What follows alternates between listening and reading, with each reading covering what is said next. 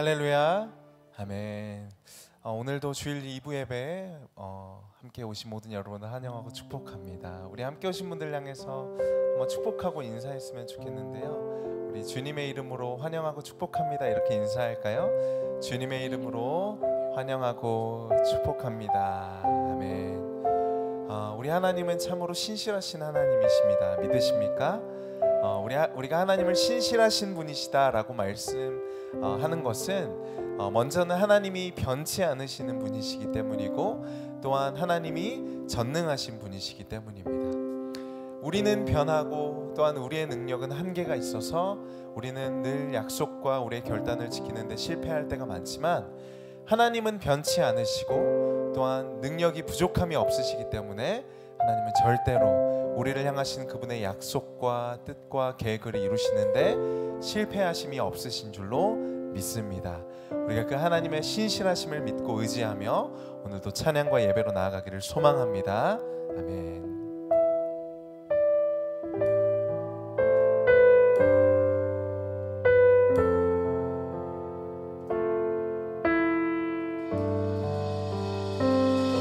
아버지, 당신의 마음이 있는 곳에 나의 마음이 있기를 원해요. 아버지, 당신의 눈물이 고인 곳에 나의 눈물이 고이길 원해요. 아버지, 당신이 바라보는 영혼에게 나의 두 눈이 향하길 원해요. 아버지, 당신이 울고 있는 어두운 땅에 나의 두 발이 향하길 원해요. 나의 마음이 아버지의 마음 알아. 내 모든 뜻 아버지의 뜻이 될 수 있기를. 나의 온몸이 아버지의 마음 알아. 내 모든 삶 당신의 삶 되기를. 아버지, 당신의 마음이 있는 곳에 나의 마음이 있기를 원해요. 아버지, 당신의 눈물이 고인 곳에 나의 눈물이 고이길 원해요. 아버지, 당신이 바라보는 영혼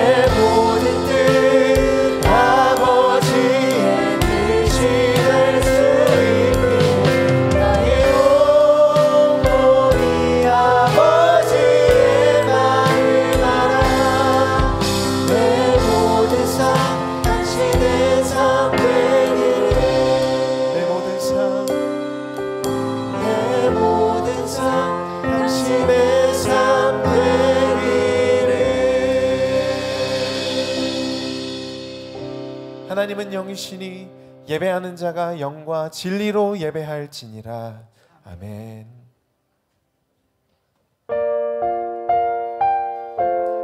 우리의 인생 가운데 우리의 한숨을 주님을 향한 노래와 찬양으로 바꾸실 그런 주님을 기대하고 소망함으로 함께 이 찬양을 고백하겠습니다. 고달픈 삶의 은혜도 무뎌지고 곧 사라질 것에 내 맘 두네. 헛되고 헛된 것들을 바라보며 그 은혜를 놓치며 살았네. 주어진 삶을 묵묵히 살아가며 날 붙드신 주 예수를 보내.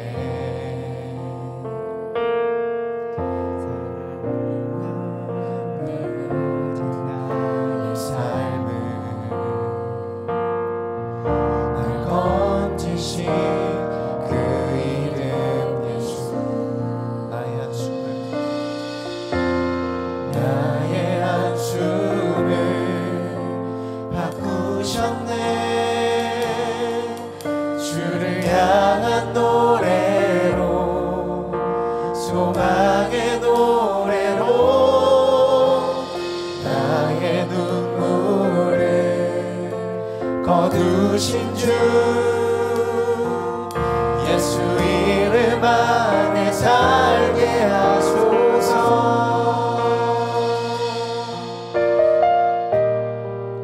고달픈 삶의 은혜도 무뎌지고 곧 사라질 것에 내 맘 두네. 헛되고 헛된 것들을 바라보며 그 은혜를 놓치며 살았네. 주어진 삶을 묵묵히 살아가며 날 붙드신 주 예수를 보내. 사망 가운데 놓여진 나의 삶을 날 건지신 그 이름 예수. 나의 한숨을 바꾸셨네. 주를 향한 노래로, 소망의 노래로 나의 눈물을 거두신 주 예수 이름 안에 살게 하소서. 나의 한숨을 바꾸셨네. 주를 향한 노래로, 소망의 노래로 나의 눈물을 거두신 주 예수 이름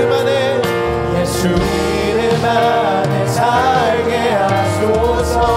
다시 한번 고백합시다. 나의 한숨을 바꾸셨네.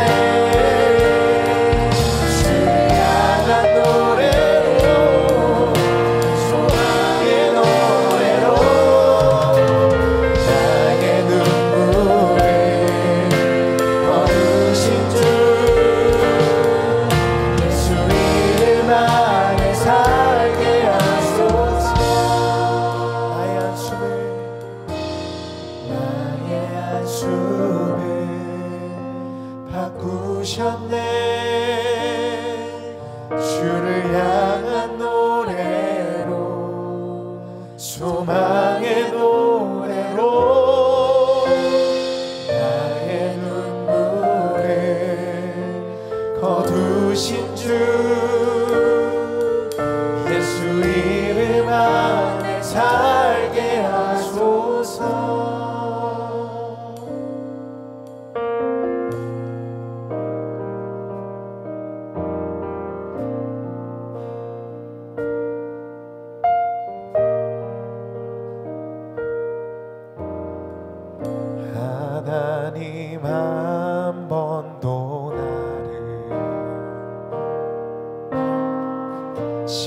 실망시킨 적 없으시고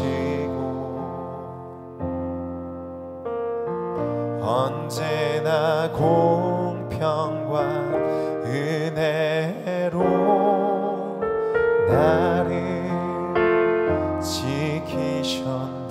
지나온 모든 세월들, 지나온 모든 세월들 돌아보아도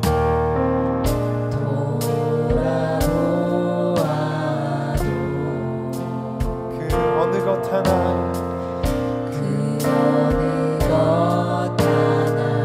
주의 손이 안 미친 것처럼 신실하신 주,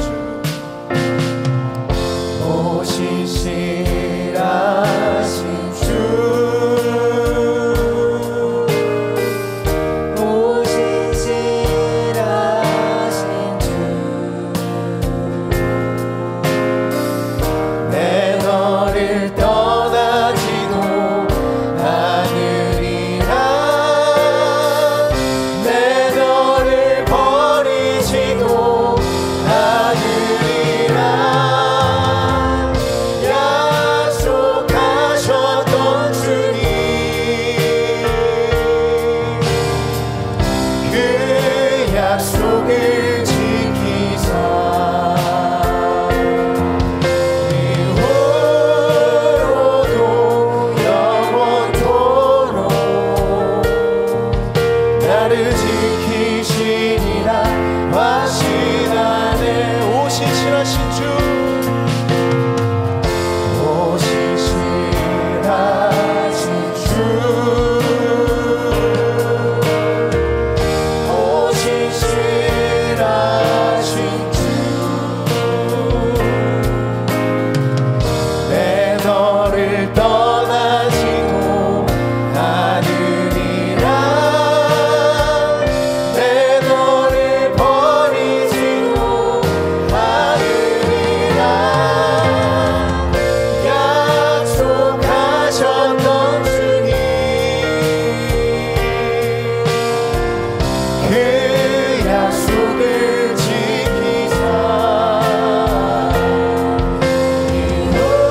이후로도 영원토록 나를 지키시리라 하시나니. 약속하셨던 주님, 약속하셨던 주님,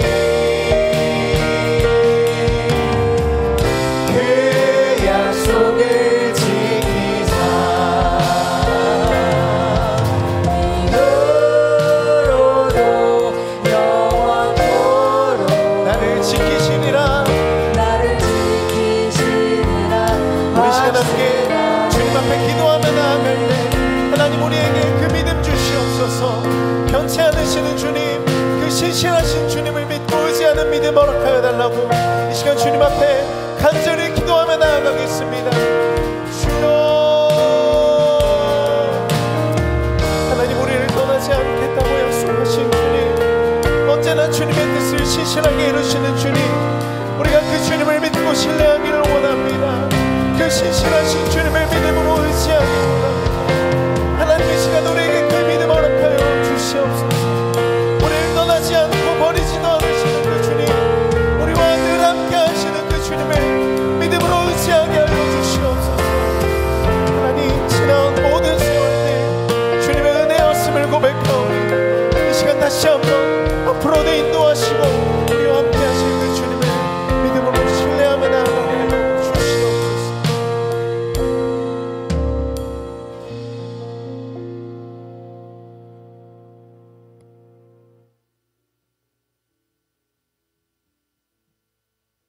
오르게 하심을 감사드립니다.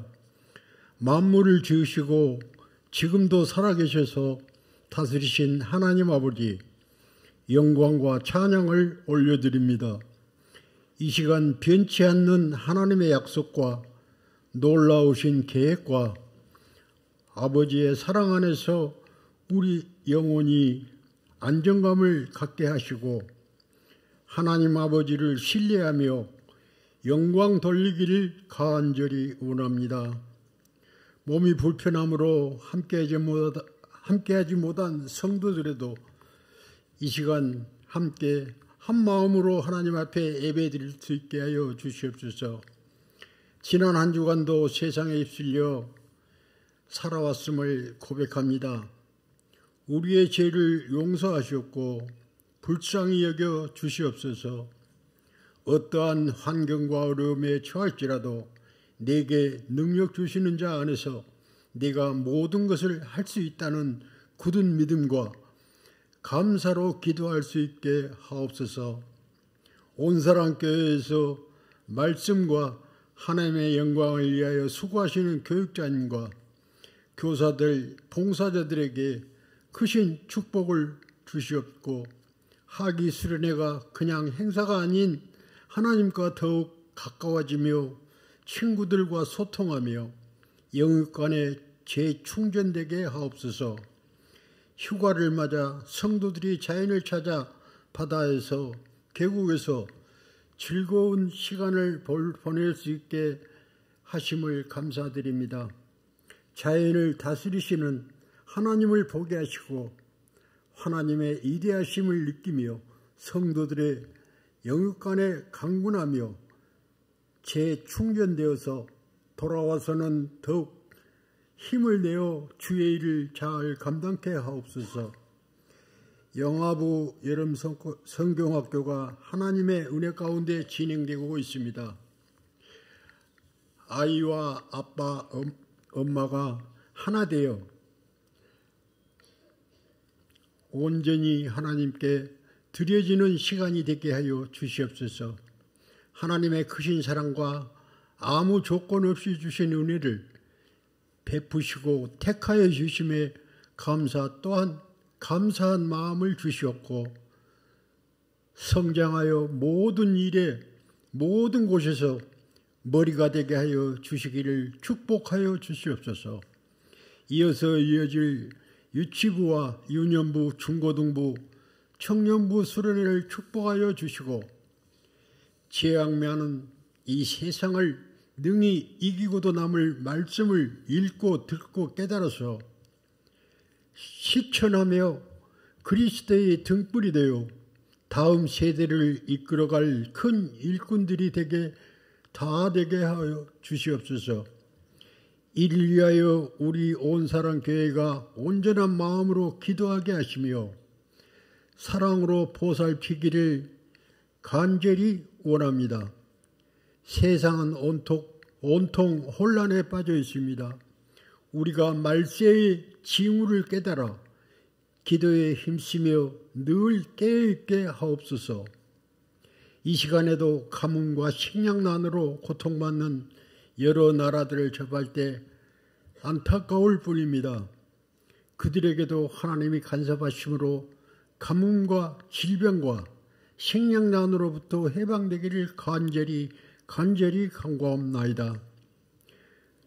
그곳에서 복음을 들고 수고하시는 선교사님들의 기도에 응답하여 주시옵고 성령 충만과 강건함으로 사명을 잘 감당케 하옵소서. 전쟁으로 또한 부족 간의 싸움으로 많은 하나님의 피조물들이 죽어가고 있습니다. 그곳과 그들에게도 먼저 하나님을 두려워하는 마음을 주셨고 싸움을 그치게 하옵소서. 난민들의 고통을 곧 나의 고통으로 여기며 물심양면으로 그들을 도울 수 있게 하옵소서. 하나님이 사랑하시는 우리나라 국회와 법원과 행정부의 갈등이 사라지지 않고 있습니다. 진정한 마음으로 백성을 잘 다스리는 나라가 되게 하옵소서. 그곳에 있는 주의 백성들이 힘과 용기를 얻어 하나님을 두려운 마음으로 백성들의 비난을 받지 않게 하옵소서. 이를 위하여 기도의 용사들이 특별히 온사랑교회가 합심하여 기도하며 정의가 실현되게 하옵소서. 장마철을 맞이하여 인명과 재산의 피해를 많이 보고 있습니다. 또한 여러 생업인 가축과 농사도 여러 가지로 피해를 많이 받고 있는 줄 압니다. 그들에게 위로하여 주시고 어서 속히 힘을 얻어 새롭게 일어설 수 있는 그들이 되게 하옵소서. 말씀을 전하실 담임 목사님 늘 강건케 하시며 전하는 말씀이 우리의 심령 골수를 쪼개어 깨달아 아멘으로 화답하게 하시고, 성전에 들어올 때는 어두운 마음으로 들어왔지만 성전문을 나설 때는 기쁜 마음으로 아버지 하나님을 찬양하며 한 주간을 살아갈 크신 양식이 되게 하옵소서. 예배를 돕는 찬양대와 예배 안내 요원과 식상 봉사자들, 주차 요원들의 수고를 받아주시옵소서. 우리를 죄에서 구원하신 예수 그리스도의 이름으로 감사하며 기도하옵나이다.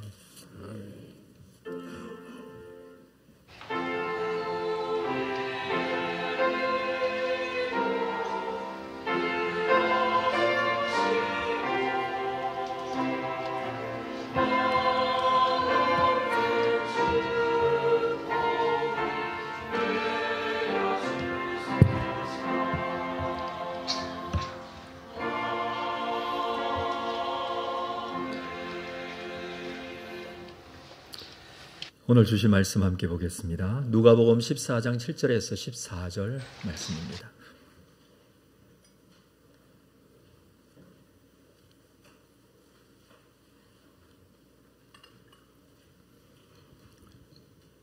누가복음 14장 7절에서 14절 말씀을 한 절씩 교독하겠습니다.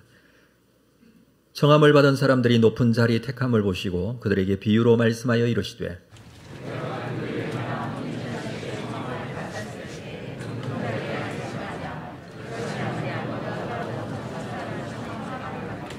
너와 그를 청한 자가 와서 너더러 이 사람에게 자리를 내주라 하리니 그때에 내가 부끄러워 끝자리로 가게 되리라.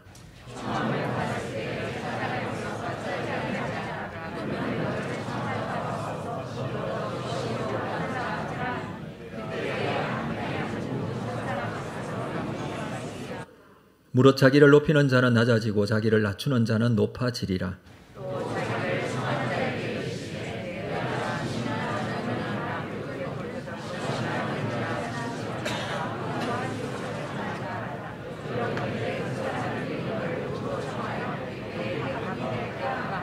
잔치를 베풀거든 차라리 가난한 자들과 몸 불편한 자들과 전원자들과 맹인들을 청하라.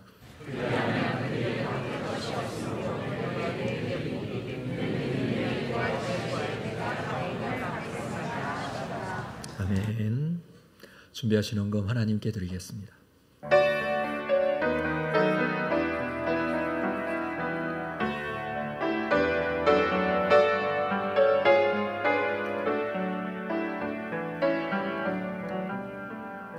거룩하신 아버지 하나님, 귀한 주일 주님 앞에 나왔습니다.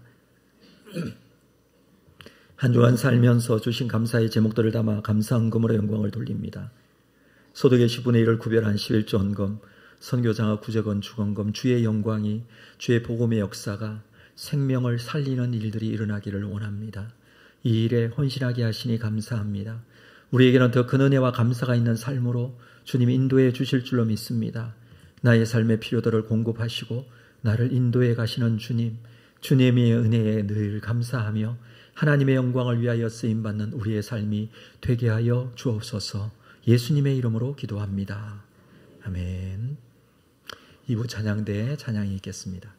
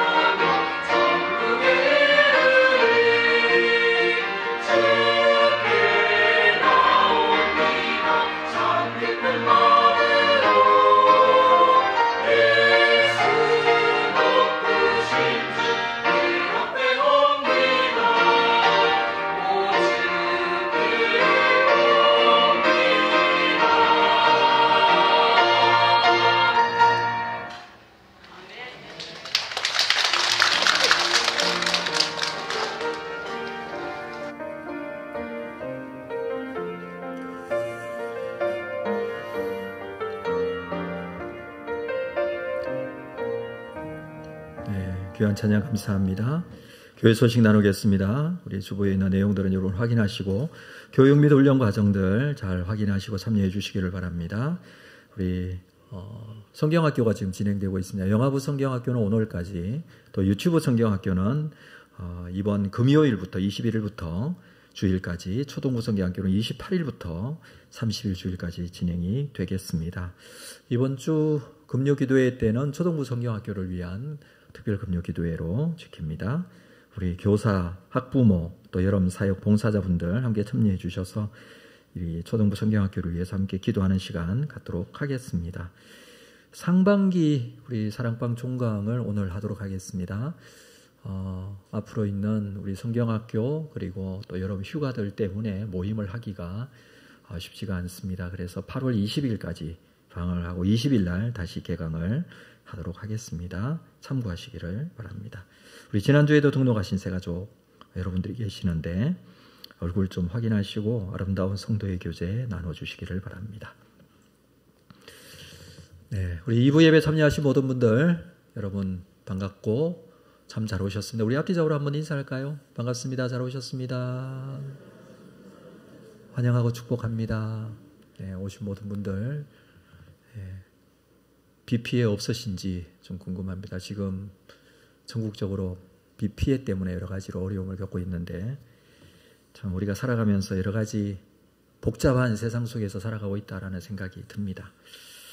오늘 말씀을 우리가 함께 나누면서 참 어떻게 살아야 할 것인지에 대한 궁금증이 다시 한번 생겨나는 현 시점에서 참 이 마지막 때에 우리가 어떤 모습으로 살 것인지 참 중요한 시기가 아닌가, 특히 그리스도인으로서 세상 속에서 어떻게 살 것인가에 대한 부분을 오늘도 말씀하시는 하나님의 말씀으로 이 말씀을 받고 그 말씀을 붙들고 하나님께 나갔으면 좋겠습니다. 우리 이제 누가복음 14장 말씀을 좀 보도록 하겠습니다. 그동안 13장 말씀을 나누었고 오늘부터 14장 말씀을 보겠는데, 먼저 1절 말씀에 보면 예수님께서 안식일에 한 바리새인의 지도자의 집에 들어가셔서 식사하는 장면이 기록이 되어 있습니다. 아마 이 바리새인의 지도자가 예수님을 초청한 것으로 보여집니다. 바리새인이어도 혹은 바리새인의 지도자여도 초청하면 예수님께서는 그 초청에 응하십니다. 당시에 예수님은 바리새인들, 서기관들, 종교 지도자들 이런 사람들의 공공의 적이 되어 있었습니다. 지금 예수님이 십자가에 못 박히시기 얼마 전의 상황인데 이때에 이들은 예수님을 싫어하고 반대했습니다. 어떻게 쓰든지 예수님의 잘못 꼬투리를 잡아서 어떻게 좀 해보려고 하는 그런 상황입니다. 어쩌면 이번에 초청이 예수님의 잘못을 잡고자 하는 의도가 있었을 수도 있습니다. 그리고 이 안식일에 식사하는 그 자리에 수종병 든 사람이 있습니다. 이것을 보면 안식일에 병 고치는 일을 하는지 보고자 하는 의도일 수도 있겠다라는 생각이 듭니다. 그래서 1절 마지막 부분에 보면 그들이 엿보고 있었다. 어떻게 하는지 보려고. 그럼에도 불구하고 예수님은 그들과 함께 하고 계십니다.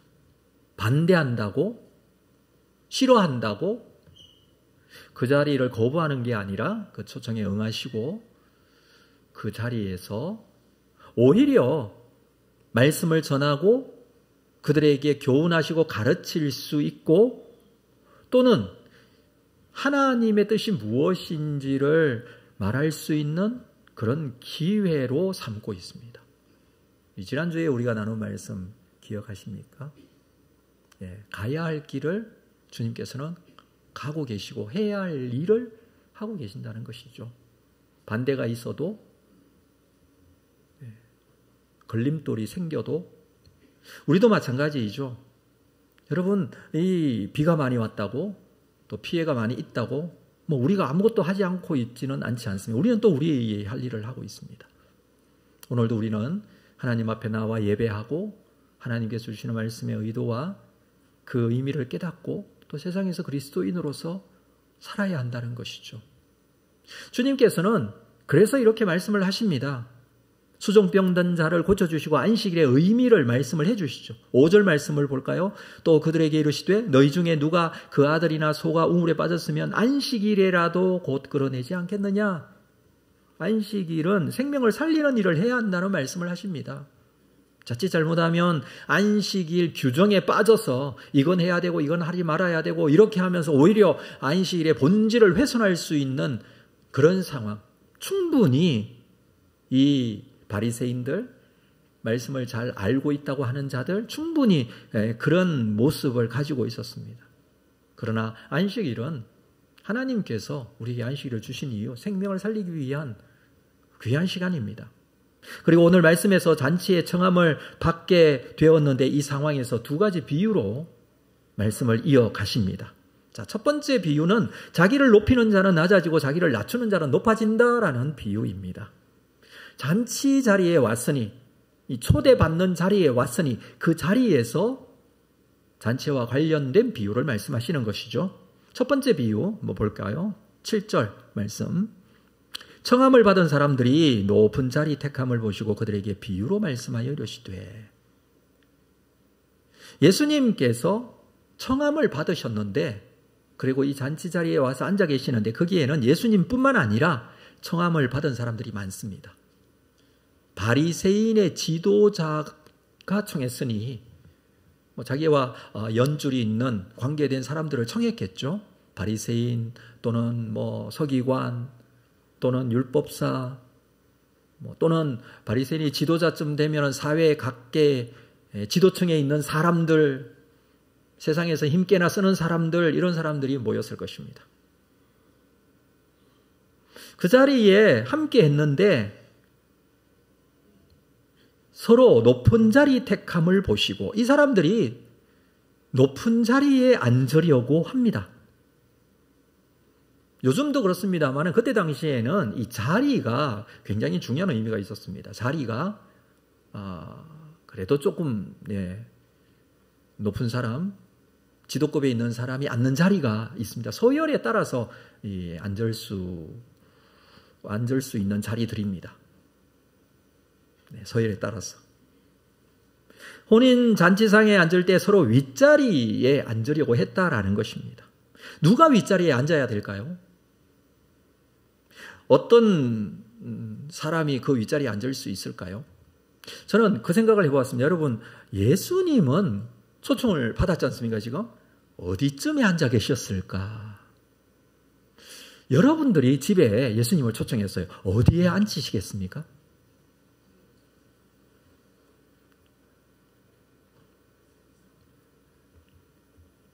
기다리는 것은 생각을 해보시라고 기다리고 있습니다. 어디쯤 앉힐까? 갑자기 그런 생각이 들었습니다. 제가 어떤 지방의 중소도시에 있는 교회를 섬길 때였습니다. 부교육자로 섬기고 있을 때에 그 중소도시 아주 작은 조그마한 도시였는데 그 도시에 시에서 하는 어떤 행사가 있어서 우리 담임 목사님을 모시고 제가 우리 교육자들과 함께 참석했던 적이 있습니다. 거기에 내빈들이 앉는 자리가 있죠. 목사님도 이제 초대가 되어서 담임 목사님 저희가 섬겼던 교회가 그래도 그 시에 작은 시지만 그 시에서는 가장 큰 교회였거든요. 그래서 아마 초대를 한 것 같은데 내빈석이 이렇게 앉아있는 거기에는 누가 왔냐 하면 당연히 시에 사니까 시장도 있었고 경찰서장도 있었고 심지어 국회의원까지 그 지역 국회의원까지 참석을 했습니다. 그 사람들이 이미 자리를 차지하고 앉아 있었어요. 국회의원이 제일 윗자리, 그 다음에 시장이, 그 다음에 경찰서장이 이렇게 앉아 계시고 조금 늦게 도착을 했는데 담임 목사님도 이제 그 내빈석에 초대를 받아서 올라가는데 갑자기 국회의원도 일어서고 시장도 일어서고 서장도 일어서고 꾸벅꾸벅 인사를 하면서 높은 자리에 앉으시라고 막 이렇게 하는 겁니다. 왜냐하면 그분들이 다 저희 교회 집사님들이었거든요. 근데 그 행사에 참석했던 이분들은 교회 안 다니니까 이분이 누군지 모르고 국회의원은 알고 시장은 알고 경찰서장을 하는데 도대체 이 사람은 누군가? 그렇게 높은 사람인가? 높은 사람도 아니지만 어쨌든 이 인사를 하면서 높은 자리에 앉으라고 하는 모습을 보고 당황해하는 그런 상황을 제가 기억이 나더라고요. 아는 사람은 목사님을 이렇게 또 앉히고 이렇게 하지, 모르는 사람은 전혀 그렇게 하지 않죠. 예수님은 이 잔치 자리에서 어디에 앉아 계셨을까를 좀 생각을 해봤습니다. 아마 이 바리새인 지도자의 입장에서는 그냥 돌아다니면서 말씀을 가르친다고 하고 교훈하는 어떤 랍비 정도로 생각을 하고 그 정도 자리에 앉혀드렸던 게 아닐까 이렇게 생각을 합니다. 자, 이 자리에 앉아있던 예수님께서 오늘 교훈적으로 말씀을 하십니다. 볼까요? 8절 말씀. 네가 누구에게나 혼인잔치에 청함을 받았을 때에 높은 자리에 앉지 말라. 그렇지 않으면 너보다 더 높은 사람이 청함을 받은 경우에 9절 너와 그를 청한 자가 와서 너더러 이 사람에게 자리를 내주라 하리니 그때에 네가 부끄러워 끝자리로 가게 되리라. 청함을 받았습니다. 혼인잔치에 청함을 받았는데 스스로 모든 사람들은 그래도 내가 좀 높은 사람이 아닐까 이렇게 생각을 하고 자기 높은 것을 생각하고 높은 자리에 가서 스스로 앉았을 때에 더 높은 사람이 오면 어떻게 해요? 그 자리를 비켜줘야 돼요. 그러면 부끄러운 게 아닌가라는 거예요. 아주 단순한 이야기입니다. 우리의 실생활에서 일어날 수 있는 흔히 생각해낼 수 있는 그런 부분입니다. 그러나 이 부분의 말씀은 우리가 좀 생각해야 될 것이 있는데 그게 뭐냐 하면 항상 우리는 나보다 높은 분이 계신다는 사실을 기억해야 된다라는 거예요. 주님께서 그 말씀을 지금 하시는 거예요. 항상 더 높은 사람이 있다는 사실을 염두에 둬야 합니다. 우리 성도의 입장에서는 여러분 사람 위에 누가 사람이 있겠습니까? 사람보다 더 높은 사람이 또 있습니까? 사람은 다 평등하잖아요. 그럼에도 불구하고 우리 성도의 입장에서 가져야 될 가장 중요한 것은 그렇죠. 우리에게는 나보다 높으신 누가 계세요? 하나님이 계세요. 그 사실을 잊지 말라라는 교훈일 겁니다. 그러면 이 청함을 받아 가더라도 스스로 낮은 자리에 앉으려 할 것이다 라는 것이 예수님의 말씀입니다. 우리에게는 하나님이 계십니다. 살아계신 하나님은 우리의 주인이 되시고 창조주가 되시고 우리를 인도해 가시는 분이십니다. 그분이 내 삶의 주인이라면 적어도 어떤 자리에서든지 하나님이 나에게 계신다라는 사실을 겸손하게 생각할 수 있어야 된다는 것이죠. 예수님께서는 이런 잔치 자리에서라도 낮은 자리에 있을 때에 오히려 너를 높은 자리에 앉게 하게 될 때, 자 10절 말씀을 볼까요?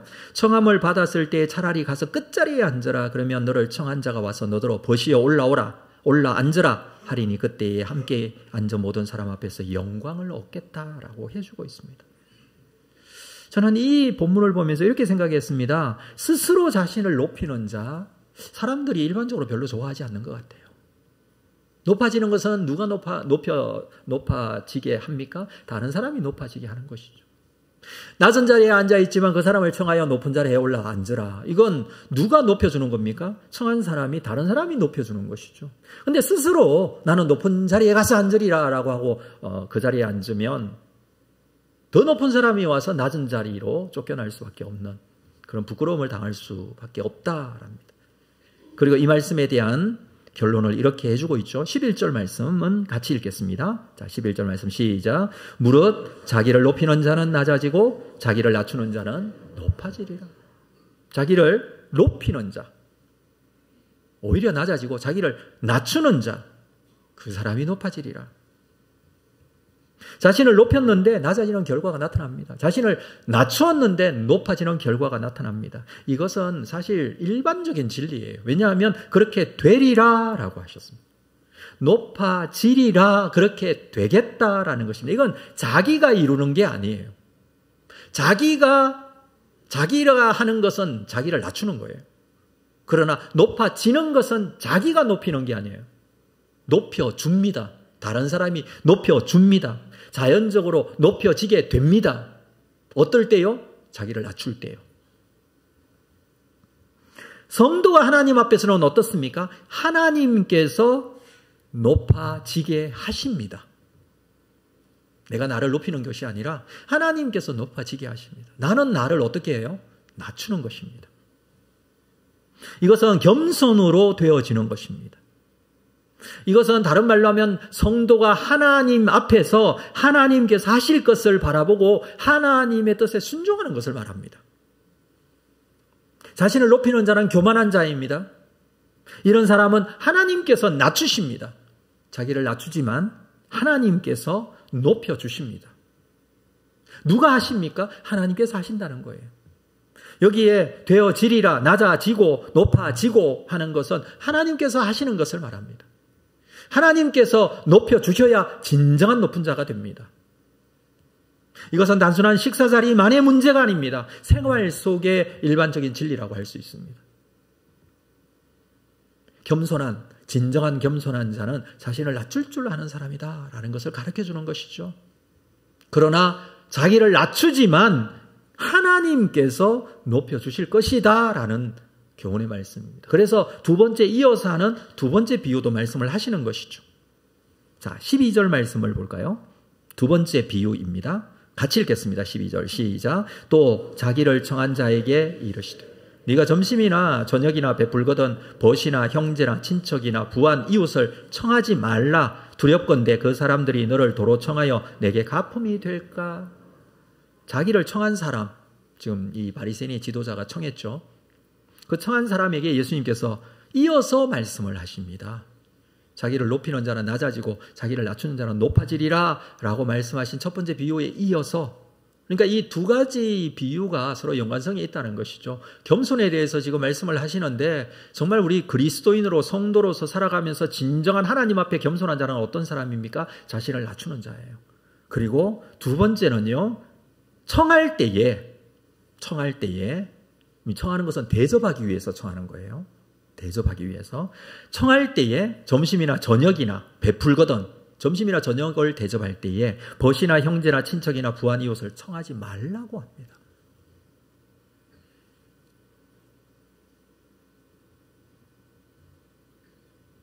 지금 바리새인의 이 지도자가 초청한 부분을 두고 말씀하십니다.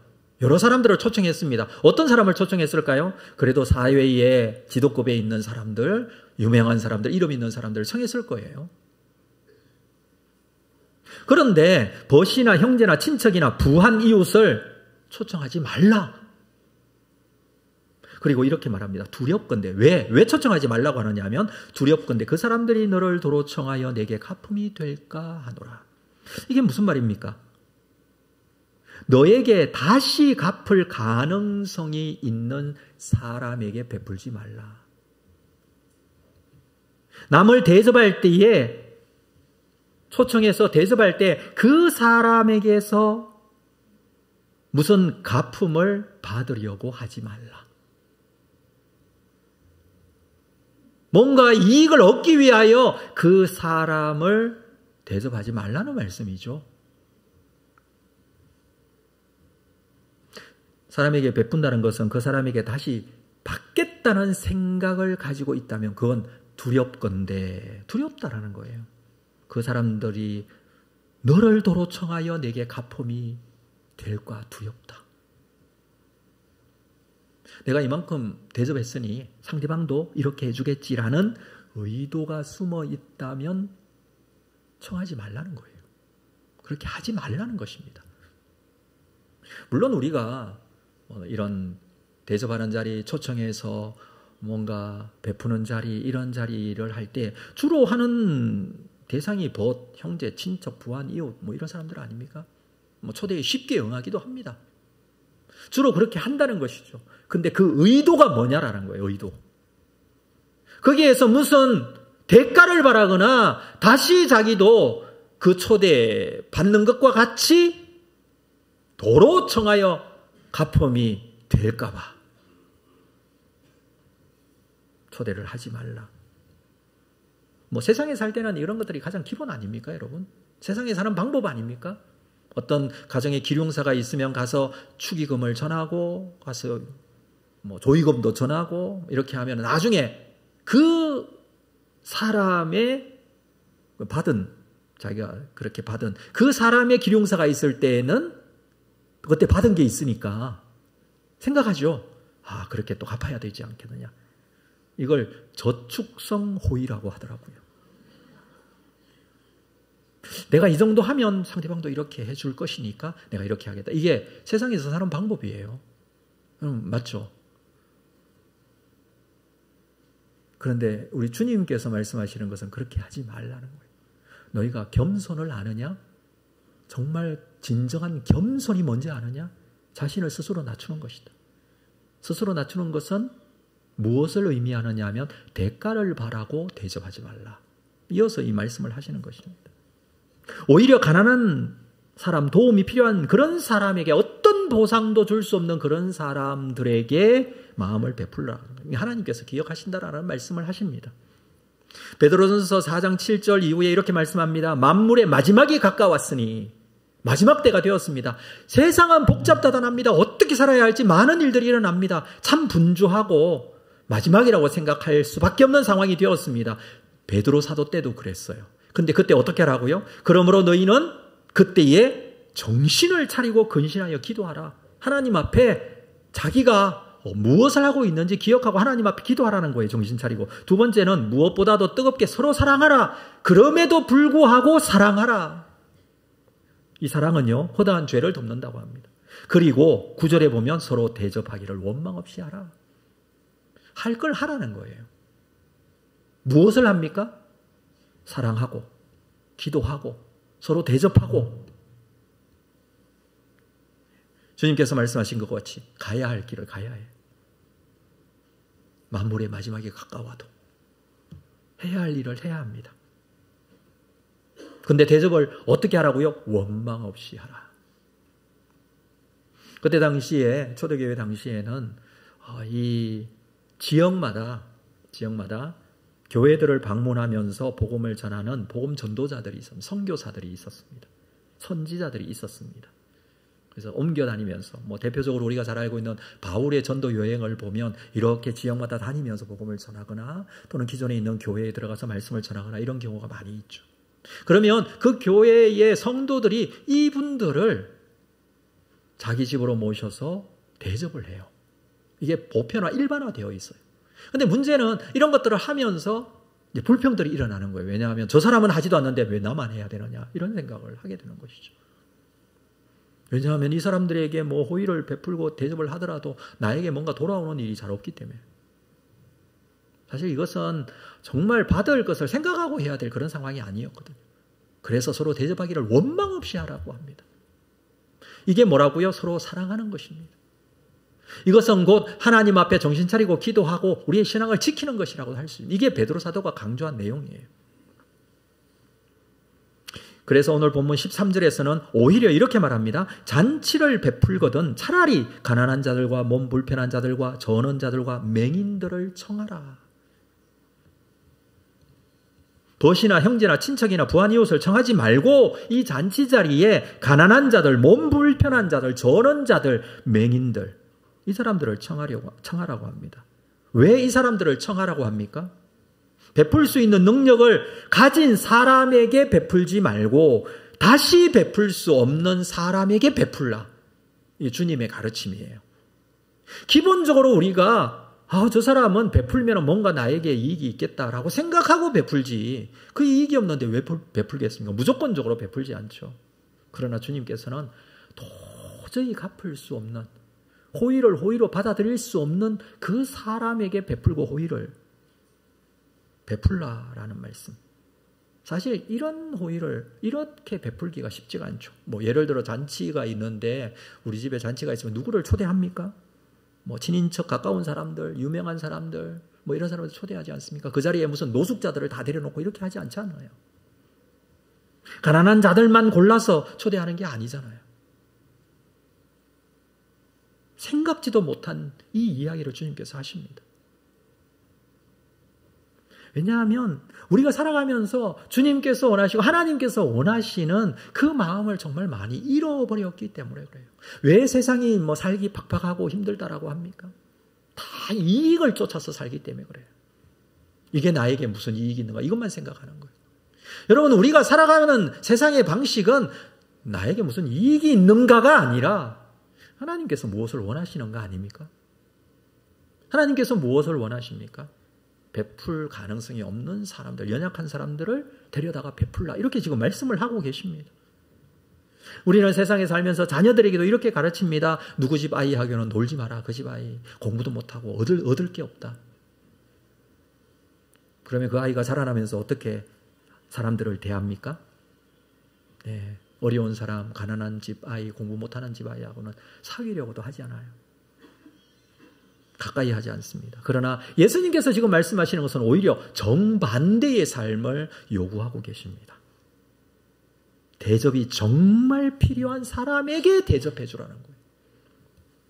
가난하고 아픈 사람들을 대접하라. 낮은 자를 대접하라. 이게 뭐라고요? 겸손이라고요. 왜 그렇습니까? 주님께서 이렇게 명령하시는 이유가 무엇입니까? 성경 말씀을 보면 이 낮은 자들에 대한 관심을 항상 하나님께서는 말씀하세요. 구약이든 신약이든. 심지어 예수님께서 이 땅에 누구 때문에 오셨다고 말씀하십니까? 이런 자들 때문에 오셨다고 말씀하세요. 가난하고 병든 자, 소경과 귀먹은 자, 세상에서 소외된 자들, 예수님께서 그들을 대접해 주셨어요. 그들의 병을 고치셨어요. 그들의 귀신을 쫓아내 주셨어요. 그들의 필요한 것들을 채워주시고 먹이시고 입히셨어요. 이제 주님께서 우리에게 낮은 자들을 베풀고 호의로 대하고 그들을 섬기라고 말씀을 하십니다. 예수님께서 이 땅에 오셔서 낮아지시고 겸손해지시고 십자가에 죽으시고 연약한 자들을 살리시는 일들 감당하시면서 우리에게도 그렇게 말씀하시는 것이죠. 그냥 말씀하시는 게 아니에요. 일의 결과가 있어요. 어떻게 나타납니까? 14절 그리하면 그들이 갚을 것이 없으므로 내게 복이 되리라. 이 사람들은 갚을 게 없어요. 호의로 베풀었다고 해도 갚을 수가 없어요. 근데 이게 뭐가 된다? 복이 된다고요. 갚을 게 있어요. 그래서 다 갚아줘요. 이건 복이 아니에요. 세상에서 누구나 다 하는 거예요. 세상의 방법대로 사는 방법이에요. 그러나 갚을 것이 없는 사람에게 호의를 베풀었을 때 그 사람은 도저히 갚을 수가 없어요. 그러면 너에게 복이 돼요. 어떻게 해요? 이는 의인들의 부활 시에 내가 갚음을 받겠습니다. 마지막에 갚음을 받겠다. 누가 갚아주실까요? 하나님께서 갚아주세요. 언제요? 의인들의 부활 시에. 주님 다시 오실 마지막 때에 갚음을 받는다라고 합니다. 기억하시겠다라는 겁니다. 그때 다 갚아주십니다. 이 땅의 일들 다 갚아주십니다. 재림할 때에 그동안 죽었던 모든 자들도 의인들 다 부활합니다. 끝이 아닙니다. 여러분 이 세상에서 살다가 죽었다고 끝이 아니죠. 마지막 때에 주님께서 다 갚아주십니다. 부활한 의인들에게 주님의 말씀대로 순종하는 것에 대한 갚음이 있겠다. 마태복음 10장 40절에 예수님께서 이렇게 말씀하십니다. 너희를 영접한 자는 나를 영접하는 것이요 나를 영접한 자는 나를 보내신 이를 영접하는 것이니라. 선지자의 이름으로 선지자를 영접하는 자는 선지자의 상을 받을 것이고 의인의 이름으로 의인을 영접하는 자는 의인의 상을 받을 것이요. 42절은 같이 한번 읽을까요? 시작. 또 누구든지 제자의 이름으로 이 작은 자 중 하나에게 냉수 한 그릇이라도 주는 자는 내가 진실로 너희에게 이르노니 그 사람이 결단코 반드시 상을 갚아주신다. 누구에게라도 이 작은 자 중 하나에게 냉수 한 그릇 주는 것도 갚아주신다. 어떻게 갚아주세요? 상을 잃지 않겠다. 상을 주시겠다. 이 상은요, 이 세상에서 생각하는 어떤 혜택이 아니에요. 뭐 할인권을 주는 게 아니에요. 1+1을 주는 게 아니에요. 그런 것만 해도 세상에는 뭐 너무 좋은 상이다 이렇게 생각할 수 있겠지만 이런 개념이 아니에요. 하나님께서 갚아주시는 상은요, 하나님의 상이에요. 도저히 우리가 상상도 안 되지만 하나님께서 기억하시겠다는 거예요. 이 상이라고 번역을 했지만 사실 헬라어에서는 미스도스라는 단어를 쓰는데 그 일에 대한 보수라는 뜻이에요. 하나님께서 잊지 않으시겠다라는 겁니다. 그렇게 한 거 다 기록이 됩니다. 기억이 됩니다. 문제는 그렇게 하지 않은 자들. 그들을 향하여 불법을 행한 자들이라고 말씀하십니다. 마태복음 7장 22절 그날에 많은 사람이 나더러 이르되 주여 주여 우리가 주의 이름으로 선지자 노릇하며 주의 이름으로 귀신을 쫓아내며 주의 이름으로 많은 권능을 행하지 아니하였나이까. 나는 주님을 잘 압니다. 주님께서 뭐라고 말씀하십니까? 그때에 내가 그들에게 밝히 말하되 내가 너희를 도무지 알지 못한다. 불법을 행하는 자들아 내게서 떠나라. 주님의 이름으로 선지자 노릇하고 귀신을 쫓아내고 많은 권능을 행할 정도로 신앙생활 잘했다고 생각하지만 작은 자에게 냉수한 그릇도 아까워서 주지 않았던 사람들, 오히려 그들을 향하여 불법을 행했다 이렇게 말씀합니다. 불법이 뭐가 불법입니까? 불법이 무엇이 불법입니까? 하나님의 법에 대한 것이 불법 아닙니까? 그 하나님의 법이 뭡니까? 말씀대로 살지 않고 자기의 뜻대로 행한 것은 다 불법일 것입니다. 자, 중요한 것을 우리가 여기서 놓치지 말아야 돼요. 우리가 일상생활 속에서 살면서 겸손하게 살아야 된다는 거 주님께서 말씀하시죠. 그 겸손은 오히려 낮은 자, 연약한 자, 소외된 자 이런 사람들을 섬기는 것이 겸손이다 라고 가르쳐 주신 거거든요. 근데 이 이야기의 핵심적인 부분을 우리는 놓쳐서는 안 돼요. 그게 뭐냐 하면 하나님께서 우리 예수님께서 이렇게 말씀하시는 그 말씀에 대한 순종이 필요하다는 거예요. 그래서 불법을 행하는 자들이라고 표현을 한 것입니다. 예수님께서는 잔치에 초대받으시고 이 잔치와 관련된 두 가지 비유를 말씀하셨습니다.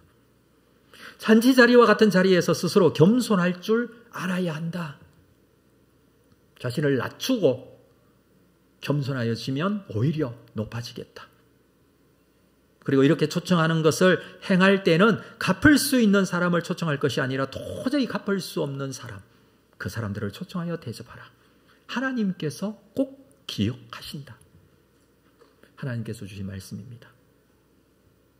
우리가 성도로서 어떻게 살아야 합니까? 겸손하게 살아야 합니다. 자신을 낮출 줄 알고 낮은 자를 대접할 줄 알아야 합니다. 그리고 정말 중요한 것, 하나님께서 나의 주인이심을 우리가 잊지 말아야 합니다. 그 주인께서 말씀하십니다. 낮은 자를 섬기라고 말씀하십니다. 하나님께서 그렇게 말씀하시니 그 말씀에 대해서 순종하는 것이 진정한 겸손입니다. 나의 주인이 하나님이시기 때문에 그렇습니다. 그럴 때에 하나님께서는 꼭 그 사실에 대해서 기억하십니다. 그리고 우리에게 채워주시고 세워주시고 놀라운 은혜로 우리를 하나님의 자녀의 자리에 있게 하실 것입니다. 우리가 사는 삶의 자리에서 주께서 나와 함께 하실 뿐만 아니라 나의 주인 되심을 기억하고 그 말씀에 순종하여 하나님의 뜻을 이루는 여러분들 다 되시기를 주의 이름으로 축복합니다. 자리에서 다 일어나시겠습니다. 말씀 생각하면서 이 찬양, 아버지 당신의 마음이 있는 곳에 찬양하겠습니다.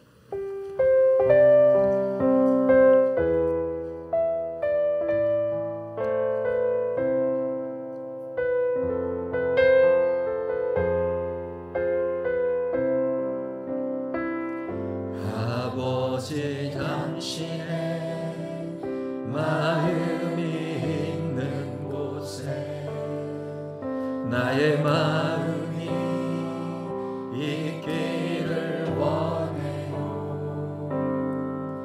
아버지 당신의 눈물이 고인 곳에 나의 눈물이 고이길 원해요. 아버지 당신이 바라보는 영혼에게 나의 두 눈이 향하길 원해요. 아버지 당신이 달고 있는 어두운 땅에 나의 두 발이 향하길 원해요. 나의 발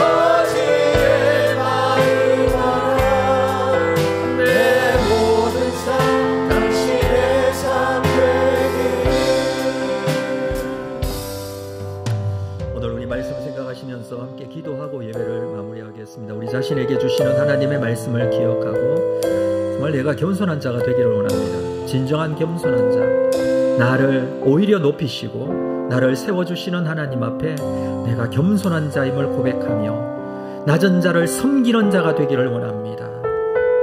세상의 원리로 세상의 가치관으로 살지 않고 받을 것이 있고 이익을 생각하는 그런 가치관이 아니라 하나님께서 나의 주인 되시는데 그분이 명령하신 대로 내 이웃을 내 몸과 같이 소외되고 연약한 자들 하나님께서 섬기라고 하셨으니 그들을 섬기며 하나님의 통치하심과 하나님의 나라를 이루어가는 일에 귀하게 쓰임받기를 원합니다. 주님, 내가 주님의 뜻에 순복하고 순종하는 겸손한 자가 되기를 원합니다. 이런 마음으로 주님 앞에 기도로 나아가겠습니다. 우리 같이 기도하겠습니다. 거룩하신 아버지 하나님, 이 말씀을 다시 한번 붙들고 주님의 마음에 나와 함께 하심을 그 마음 아버지 하나님 앞에 내어놓고 주님 앞에 거룩하셨습니다. 주의 말씀하시는 우리 마음속에 세워지게 주께서 함께 하시고 주시옵소서. 주의 계획하신 대로 자신의 역사 아버지 하나님의 거룩하게 세워지게 하시고 하나님의 의로우신 사랑이 주의 뜻 나타나게 하여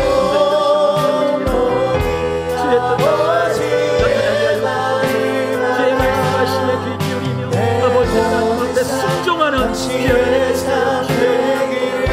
낮은 자에게 오히려 높여주시는 하나님의 마지막 순간 예수 그리스도의 재림에 높여주시고 사랑해주시고 함께하실 것에 대하여 주님 앞에 지금을 살기를 원합니다. 지금 섬기는 자가 되기를 원합니다. 겸손하게 주의 뜻을 이루는 귀한 믿음에서 되게 하여 주시옵소서.